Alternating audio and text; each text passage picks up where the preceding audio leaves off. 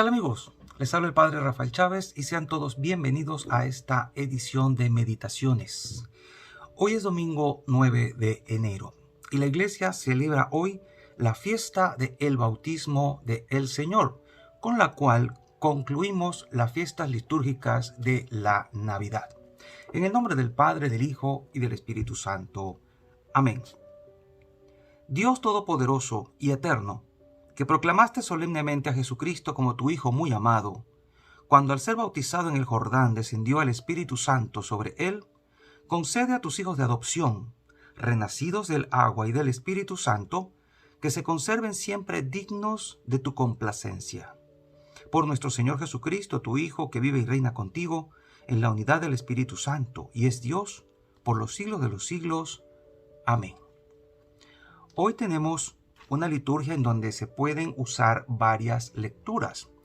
La primera lectura que vamos a usar es la de Isaías 42, versículos del 1 al 4 y del 6 al 7, aunque también se puede usar la de Isaías 40, del 1 al 5 y del 9 al 11.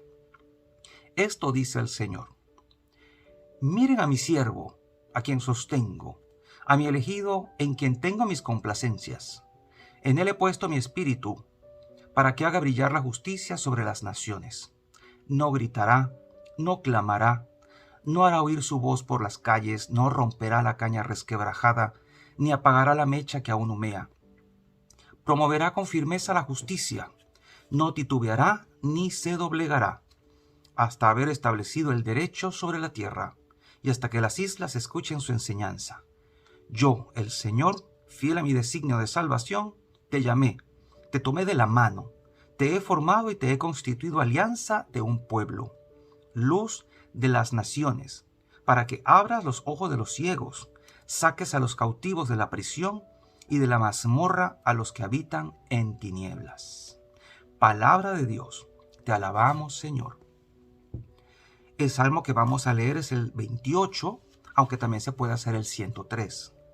El Señor bendice a su pueblo con la paz. Hijos de Dios, aclamad al Señor. Aclamad la gloria del nombre del Señor. Postraos ante el Señor en el atrio sagrado. La voz del Señor sobre las aguas. El Señor sobre las aguas torrenciales. La voz del Señor es potente. La voz del Señor es magnífica. El Dios de la gloria ha tronado. El Señor descorteza las selvas. En su templo un grito unánime. Gloria. El Señor se sienta por encima del aguacero. El Señor se sienta como Rey eterno. La segunda lectura está tomada del libro de los Hechos de los Apóstoles, capítulo 10, versículos del 34 al 38, aunque también podemos hacer la de Tito 2, del 11 al 14 y del 3 y 4 al 7. En aquellos días, Pedro se dirigió a Cornelio y a los que estaban en su casa con estas palabras: ahora caigo en la cuenta de que Dios no hace distinción de personas, sino que acepta al que lo teme y practica la justicia, sea de la nación que fuere. Él envió su palabra a los hijos de Israel para anunciarles la paz por medio de Jesucristo, Señor de todos. Ya saben ustedes lo sucedido en toda Judea, que tuvo principio en Galilea, después del bautismo predicado por Juan, cómo Dios ungió con el poder del Espíritu Santo a Jesús de Nazaret, y cómo éste pasó haciendo el bien, sanando a todos los oprimidos por el diablo, porque Dios estaba con él. Palabra de Dios, te alabamos, Señor. Y el evangelio de hoy, el único evangelio, es el de Lucas, capítulo 3, versículos del 15 al 16 y del 21 al 22. En aquel tiempo, como el pueblo estaba en expectación y todos pensaban que quizá Juan el Bautista era el Mesías, Juan los sacó de dudas, diciéndoles: es cierto que yo bautizo con agua, pero ya viene otro más poderoso que yo, a quien no merezco desatarle la correa de sus sandalias. Él los bautizará con el Espíritu Santo y con fuego. Sucedió que entre la gente que se bautizaba también Jesús fue bautizado. Mientras éste oraba, se abrió el cielo y el Espíritu Santo bajó sobre él en forma sensible como de una paloma. Y del cielo llegó una voz que decía: Tú eres mi Hijo, el predilecto, en ti me complazco. Palabra del Señor. Gloria a ti, Señor Jesús. Con esta fiesta, pues termina el tiempo litúrgico de Navidad y mañana comenzará el tiempo ordinario, que no tiene nada de ordinario. En él vamos a profundizar en la vida normal, por decirlo de esta manera, de Jesús, pero que es una vida también extraordinaria. Hoy Jesús hace alusión una vez más con este gesto de ponerse en la fila de los que van a ser bautizados por Juan, de esto que mencionábamos días atrás, de este anonadamiento. Asume la condición humana, se anonadó, se hizo hombre, asume la carne, el verbo se hizo carne, como decía San Juan en el capítulo 1 de su Evangelio, y se pone como un pecador más en aquella línea para ser bautizado. Él no tenía pecado, él era Dios y era Jesús.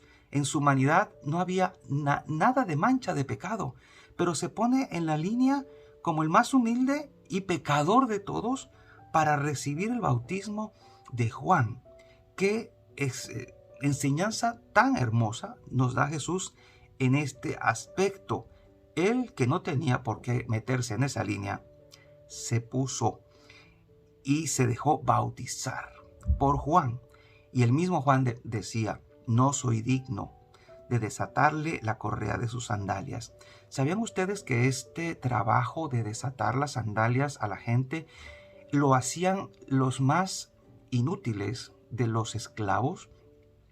Pues Juan se puso en esa situación de sentir que era como el más inútil de todos, al no ser ni siquiera digno de hacer el trabajo más humilde, el que podía ser solo pues un esclavo que no servía para nada. Y Juan se pone allí: no soy digno, él es más poderoso que yo. Y ya lo había dicho antes. Sin embargo, si se acuerdan, habíamos comentado esto. A veces la gente no oye. Ya Juan lo había dicho. Tal vez porque esperaban un Mesías diferente, cosa que hasta nuestros días repercute en la historia. La gente esperaba un Mesías poderoso, al estilo Josué, alguien que viniera a liberarlos de la esclavitud, de la bota romana, del poder del imperio y a reconstituir el reino de Israel.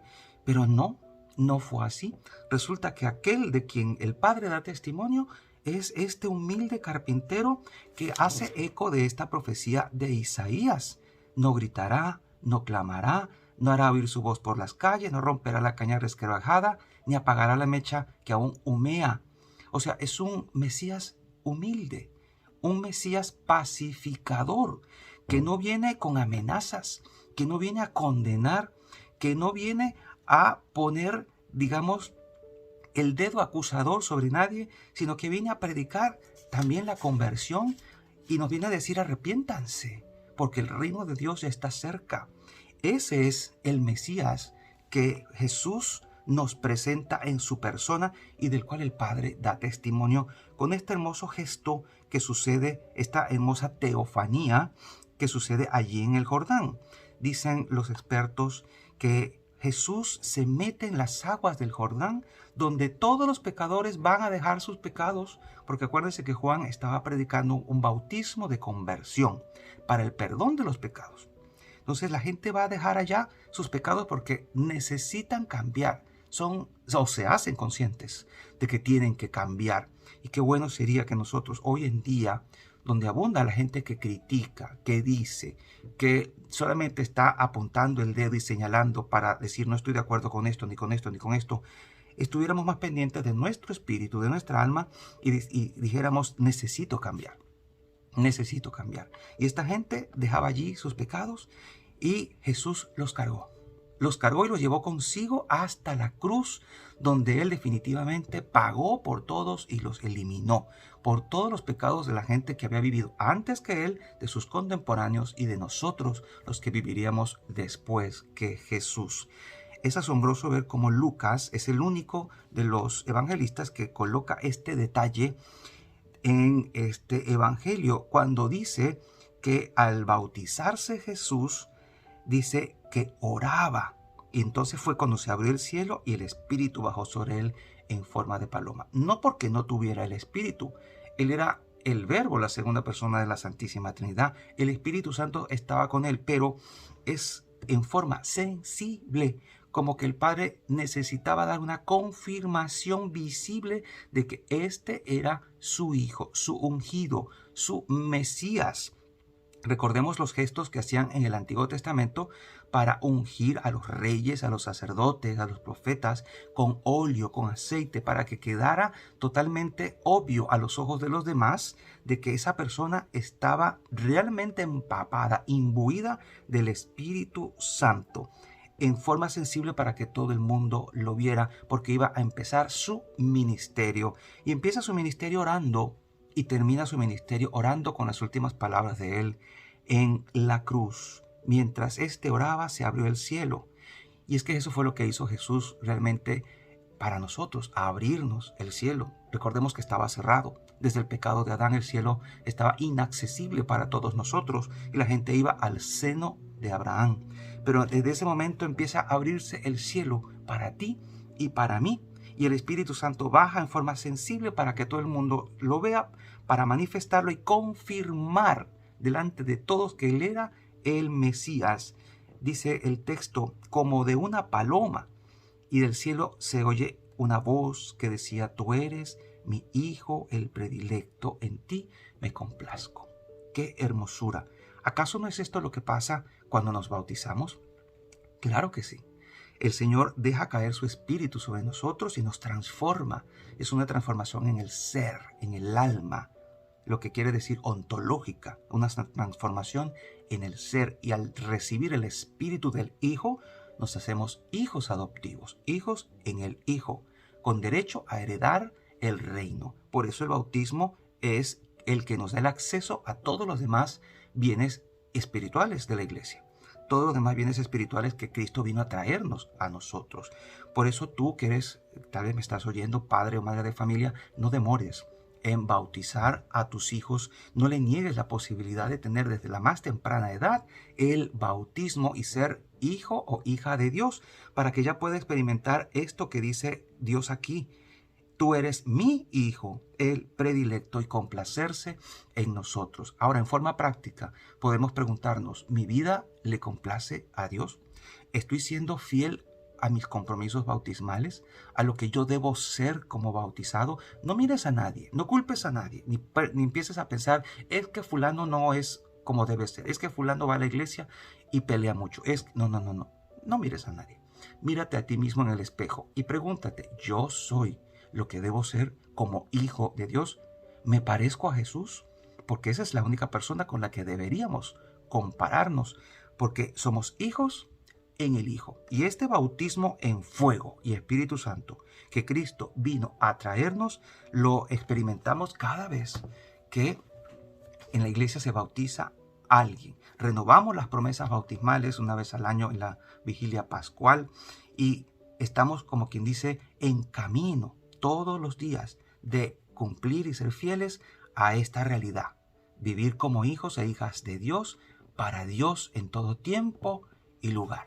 Así que el Señor nos dé esta capacidad de vivir esta maravilla, de ser hijos gracias al Hijo.